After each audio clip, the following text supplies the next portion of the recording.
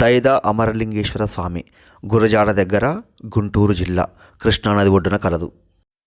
ఈ గుహ పొడవు దాదాపుగా 400 అడుగుల వరకు ఉంటుంది. కృష్ణానది ఒడ్డు నుంచి గుహ ప్రారంభమవుతుంది. అదంతా నడుచుకుంటూ మనం ఇప్పుడు కనిపిస్తున్న ఈ ద్వారం గుండా బయటికి వస్తాం. మనకు కనిపిస్తున్న ఈ రోడ్డు భాగం కిందనే గుహ ఉంటుంది.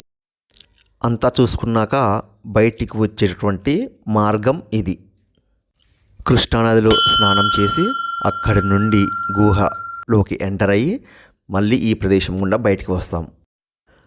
కొన్ని వందల సంవత్సరాల నుంచే స్వయంభూగా వెలిసినటువంటి శివుడు శివలింగ రూపంలో పూజలు అందుకుంటున్నాడు.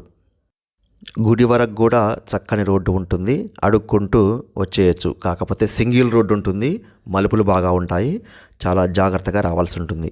మనకు అక్కడ కనిపిస్తున్నటువంటిదే కృష్ణానది.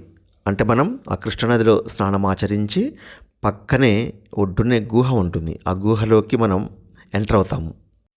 ఇక్కడ రాత్రిపూట బస చేయడానికి కూడా సదుపాయాలు కలవు. తక్కువ రేటుతోటే రూమ్స్ ఇస్తారు. కృష్ణానది అవతల ఉన్నది మొత్తం కూడా నల్లగొండ జిల్లా, యువతల నుంచేమో కృష్ణా జిల్లా. ఇప్పుడు మనం చూడపోయేటటువంటి ఈ బిలం లేదా ఈ గుహని అగస్త్య మహర్షి తపస్సు కోసం ఉపయోగించినట్టుగా చెప్తున్నారు. ఇక మనం గుహలోకి వెళ్తూ ఈ బిలం యొక్క చరిత్ర తెలుసుకుందాం. ఈ గుహని కనుక్కోవడం వెనకాల చాలా ఆసక్తికరమైనటువంటి కథ కలదు. దాదాపుగా 120 సంవత్సరాల క్రితం పులిపాడు గ్రామానికి చెందినటువంటి పశువులు కాస్తుంటే మంత్రోచ్చరణలు వినిపించాయట. ఇదంతా దట్టమైనటువంటి అరణ్య ప్రాంతం. తర్వాత ఆ పశువుల కాపరులు ఎక్కడైతే శబ్దం వచ్చిందో ఆ దిశగా వెతుక్కుంటూ వెళ్ళారు. అప్పుడు బండరాల మాటన ఒక ద్వారం, అంటే బిలద్వారం, అంటే గుహలోకి వెళ్ళటానికి ఒక ద్వారం కనపడిందట. ఈ విషయం గ్రామస్తులకు చెప్పి గ్రామస్తుల సహాయంతో తాళ్లతోటి బిలం లోపలికి ప్రవేశించారట. అక్కడ ఇరుకైనటువంటి బిలం కొంచెం దూరం ప్రయాణించాక ఒక దివ్య లింగాకారం సాక్షాత్కరించింది. అదేవిధంగా అక్కడ ఉన్నటువంటి ఒక వ్యక్తికి శివుడు ఒంటి మీదకి వచ్చి, నేను అమరలింగేశ్వరుని, పూర్వకాలంలో ఇక్కడ సాధువులు, సంతువులు, ఋషులు తపస్సులు చేసుకొని నాకు పూజలు చేసేవారు. మానవుల కష్టాలను కడతీర్చడానికి ఋషులు అంతర్ధానమయ్యారు. ఇప్పుడు మానవులు ఇక్కడ పూజలు చేసే అవకాశం వచ్చిందని చెప్పడం జరిగింది. గుహ ప్రారంభం నుండి దాదాపుగా 200 అడుగుల దూరం వెళ్ళాక శివలింగం ఉంటుంది. అది దర్శనం చేసుకున్నాక మనం బయటికి వెళ్ళడానికి మళ్ళీ ఒక 100 అడుగుల దూరం వెళ్ళాల్సి ఉంటుంది.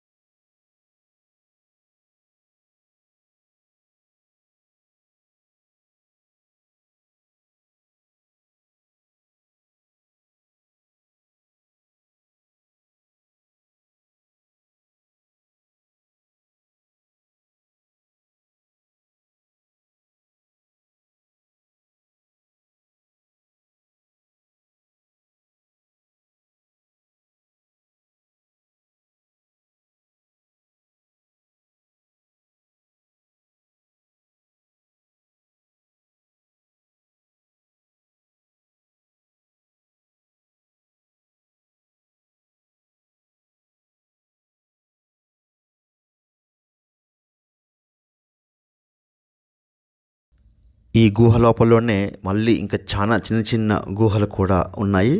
ఇతర దేవీ దేవత చిత్రాలను కూడా పెట్టారు ఇక్కడ.